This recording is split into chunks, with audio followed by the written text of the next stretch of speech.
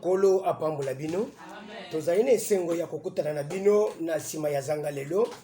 Tikete zamba zala yo mutozui disponibilité ya ke tokutana na poko na lelo zamba zala yo. Que Dieu te bénisse, qu'il t'assiste et te soutienne. Problème nangaye ezaliete tozolo bela sur la délivrance par la prière. De nazo bisabatu ke délivrance nyonso et simba kaka na zela prière. Ozana problème na ndako. Ozana problème na nzoto na yo kaka prière. Tu as un problème parce que la plupart des problèmes oyo bato bazanango c'est dit au mauvais esprit. Tu ne peux pas me contredire. Même la plupart y a ba malade. La plupart y a liwa. La plupart y a ba problème bato bazanango lelo. C'est dit au mauvais esprit. Mauvais esprit. Je vous dis, Zambé akoyi kokela mutute pour muto souffrir.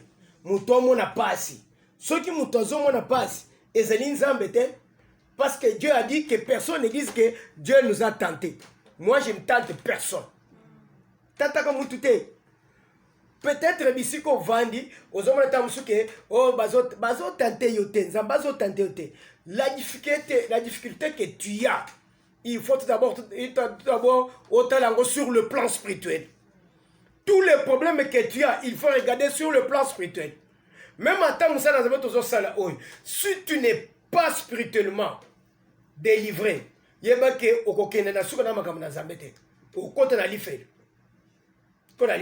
les esprits impurs sont capables de dévier.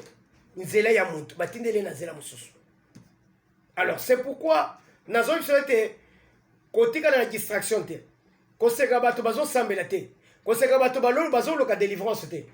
Il faut autant réellement la délivrance là. Il faut yopé au la délivrance. Parce que tu as aussi besoin de la délivrance. Alors, sans pour autant tarder, tant on a vu ce qui est mingi, la prière, la délivrance par la prière. La délivrance des esprits. Point 1. La délivrance des esprits. Le grand point est la délivrance par la prière. Et point 1, petit point 1, est délivrance des esprits. Des esprits. Parce que la délivrance se rapporte plus na ba esprit bato bazu. Alors, c'est pourquoi tozotanga mukanda ya Luc chapitre 13 verset 10 à 16. Bible ezolobanini. Bible ezolobaboui. Jésus enseignait dans une des synagogues le jour du sabbat. Lebete ezali mukoli ya sabat. Yesu Kristo azali koteya na moko ya yamba. Ya na ngumba na kati ya ngumba. Akoti na yamba wana ake koteya.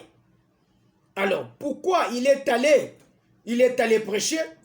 Les gens ne s'attendaient pas que ce jour-là, Yesu akokote na synagogue. C'était le jour du sabbat. Il est entré. Bible veut que tango akoti abandi koteya. C'est que je vous dis que eloko fongola ka vie ya moto.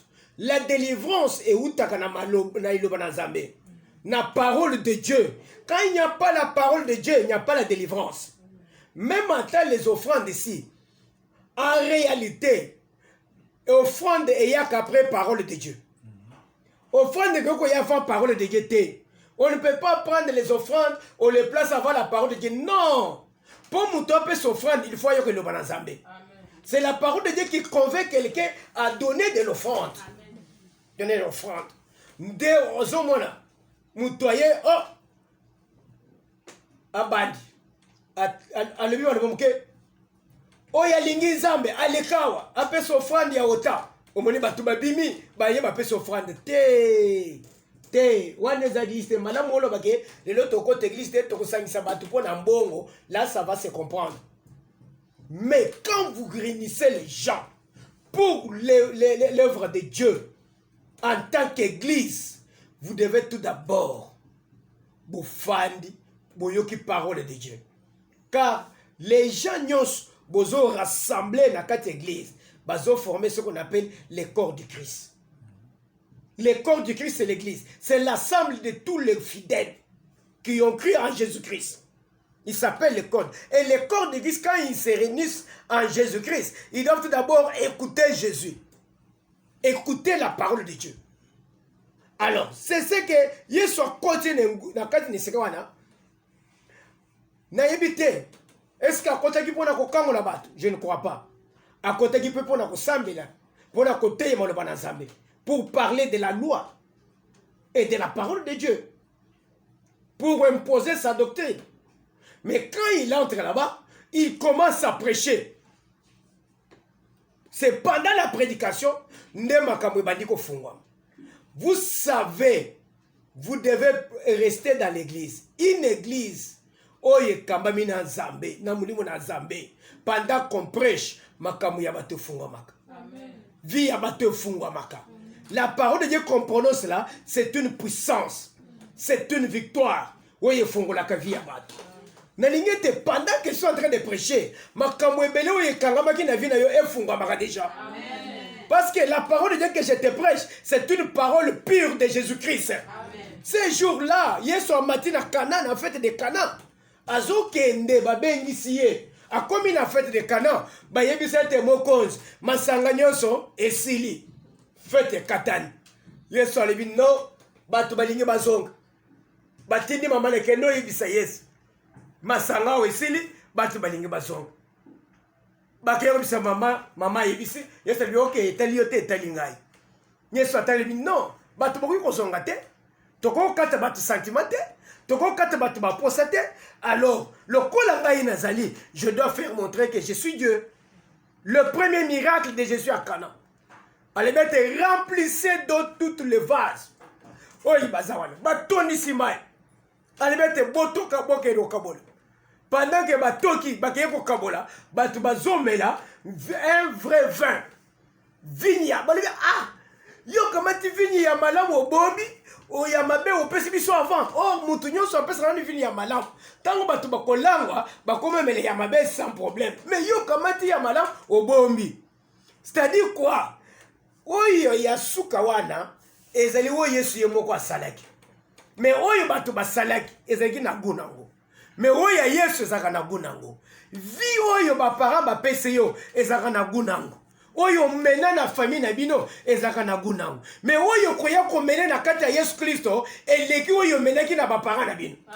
C'est pourquoi tant mutu azolonga famille azoya na kati église et il nous faut vie na changer. Makambo changer, santé engala, po engala. Famille bazoya batali na famille na biso zalaka boite. Oyo mbongo ziwa pebele boy. Santé kitoko boy ndeni. Bovani na kati ya famille, bovani na bandeko batali ke santé na yo na oya bango ekeseni. Pourquoi? Parce que cette fois-ci, oyo kozwa santé na kati ya Yesu Kristo. Oyo Yesu Kristo pesaka ezalaka na ilengi. C'est pourquoi Luka Yesu apesa yombo. Ce qui est apesi yombo, okolia pe okolala na kimia. Mais ce qui Satan apesi yo, ozala na kimia te. Obana kolala, ba yebisa ke lelo zolala mutu na kati ya wese na libulu ya wese. Okosi mutu na libulu ya wese, solo nyenyo se tondi yo na libu. Na tongo bimi otambule na mutu kolibike na sana mbongo nini ya ozolala mutu ba mutu na kati ya libulu ya wese. Kati ya libulu ya wese. Bapesio mikumba ya ofana kana chapeau na mutu elungwa kate. Mukolo la na moyo ba nkusu ndezo bima. Na kati ya mutu na yo ekomisani ya ba nkusu. Ndio zolo bake ozi mbongo wapi? Mbongo ya bien epa na Yesu. Santé ya malamu epa na Yesu. Bana Yesu. Asali fini ya kitoko bato ba meli. Tango ba meli. C'est le bon vin. Pour dire quoi? Ma vignoana, a celui qui mélange. A quelqu'un qui kozwa, ma sango a fermenté, a zui houblon, a zui malt. On a pris que de l'eau seulement. Bâtier, maïe bongoni et comme vigne. C'est quoi? C'est la parole pure. La parole sans mélange. Nous voulons vous enseigner une parole sans mélange. Une parole pure, c'est la parole qui donne l'aisance. La parole qui donne la paix. Amen. Une parole sans mélange ni quoi que ce soit. C'est cela que nous vous enseignons. Je voudrais que Bissiko Zali, on a une parole pure et sans mélange. Amen. Ça mélange. Mais quand il prêchait, Batouba Simbay, Yokandenge Bible Zolo. Et voici, il y avait là une femme possédée d'un esprit qui la rendait infirme depuis 18 ans. Ozoyoga, une femme possédée d'un esprit. C'est-à-dire, moi, si akangami, akonzami, na mulimu mabe. Ah, mulimu mabe kwe kokota nakati ya moto. Et fali penza bien. Muto azota, Bible le beke, mulimu mabe fali nakati ya moi si pendant 18 ans. Mais pendant 18 ans, moi, je suis à l'église. Azo sambe la zambe. Azo sauter. Azo pe s'offrande. Azo pe sa collecte. Azo pe se dîme. Obengi appelle de fonds. Aye apes. Mais Azana Moulim Mabé, 18 ans, dans cette église.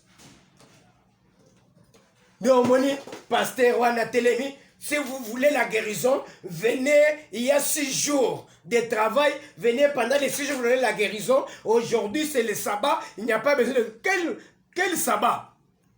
Quel sabbat? On va dire dans Mouton, 18 ans, dans cette église, à Kombo, la église, à Tandakabakit.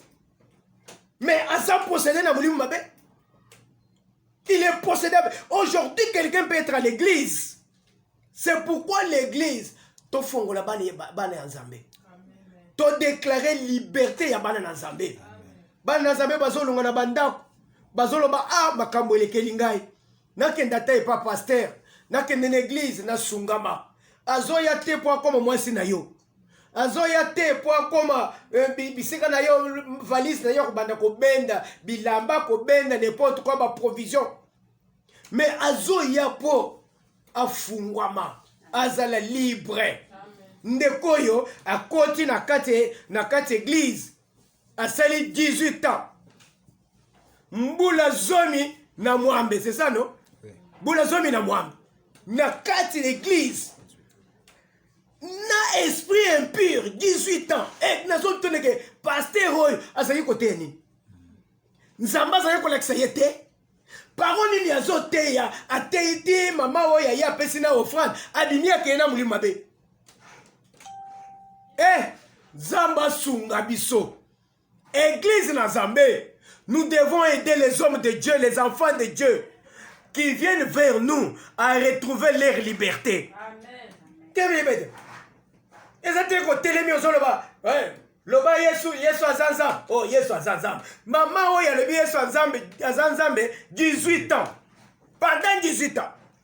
Alobi amen pendant 18 ans. Mais afungwamite. Afungwamite. La délivrance des esprits impurs. Et il faut tout l'année là-bas dans Zambé bisika ba fandi. Na kati église. Azo kombo l'ecclésia. Azo tanda bakiti. Azo ya azo sunga batu na katile. Mais t'as la paix vie naye. Qu'est-ce qui ne marche pas dans sa vie? On peut regarder maman oyi na kati église. Na mukongo ya kogumbama.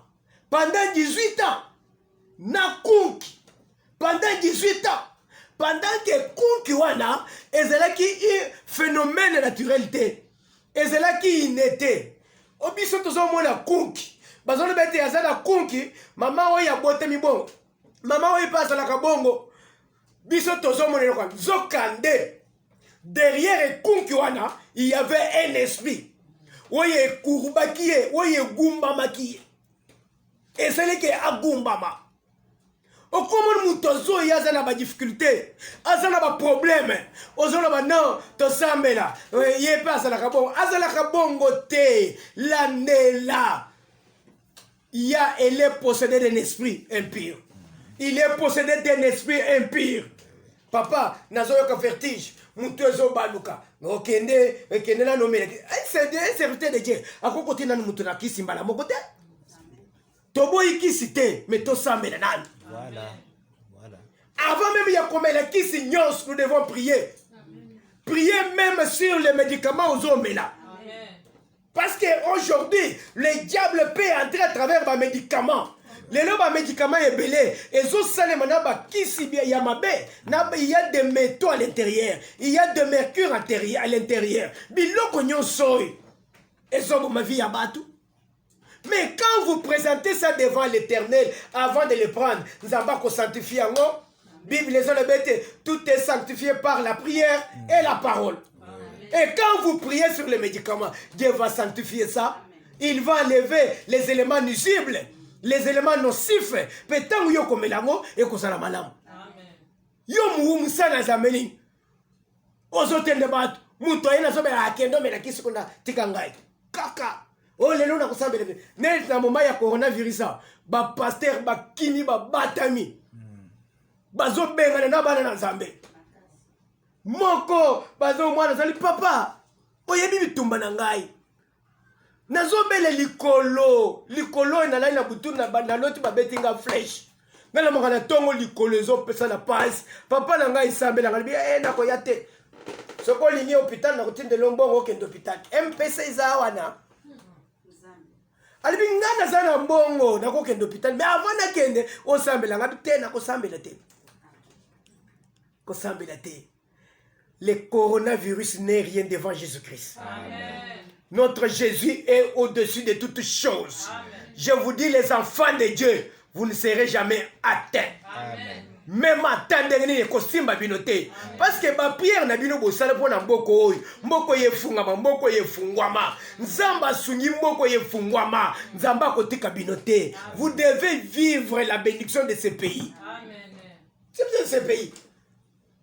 Yokana bapoto yangwana. Babata makina ndako. Quand on est allé faire l'examen, balandeli bato bazangi na confinement, bakuti bazape na corona. Mais yo za na confinement, oziango. Oh, c'est que et combien ko table na ba toilette, bobo kaka ba javel na ba toilette, comment ça? Mais bino bokimi libanda, bolibi ke na ndako nde ko yate. Yangwana la bino na ba toilette. Pour vous dire quoi? Notre Jésus au-dessus de toutes choses. Amen. Si tu crois au Seigneur Jésus-Christ, tu ne mourras point. Amen. David a dit que je ne mourrai point, je vivrai et j'ai rencontré les œuvres de l'Éternel. Peste côté na Israël, on a simba ki David. Amen. Pour coronavirus c'est simba yo. Tikete nzamba pa mula yo. Nzamba zala na yo. Et seulement la foi. Je vais remonter les degrés de ta foi pour savoir qu'en Jésus-Christ, on n'est pas balancé. On ne peut pas être ballotté par n'importe quelle voie. Et que ce Jésus-là, il est là pour nous sauver, pour nous soutenir, nous assister. Tikete nzamba pa mula yo. Neko ya vandi na kati ya temple. Il avait un esprit impur qui la rendait courbée. Où ils ont dit Kogumba yé de temps en temps. Où ils ont Goukumba Moukongo na yé. Kongo na yé. Mais le pasteur ne savait pas voir que et l'autre yo Gumi Moukongo ya Mutoyo et un esprit impur. Ayebaki amote. Basai na Nzambe tolandela bana na Nzambe. Totala bana na Nzambe l'église. Ozoteya zala na lisu ya mulimu. À travers ma teya, on peut découvrir qui est possédé et qui ne l'est pas. Okoyebete lelo mutoy azo balate pourquoi mutoy azo simba bongo te pourquoi il n'a pas un esprit impur qui les rend pauvres chaque fois. Mutoy asambelaka aluka kanzam mais azali tenu captif na esprit yambindu na esprit impur. C'est pourquoi nous parlons de la délivrance. Nekwaza mukongo ya Gogumba. Ba yebi déjà que batolo ke ndenga zalaka te. Papa pasteur, muto ya fani na kiti liboso na Yohana, eza ndenga zalaka te.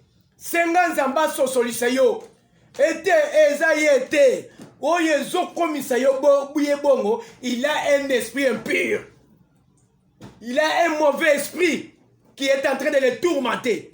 Je voudrais bisiko zali. Au surveiller dans cette église. Yo mundi bisiko vandi. Même à moi soy, ndenga vandaki, ayebaki te ke konki na ye e uti na mulimu mabete. Tam susio mundi bisiko vandi.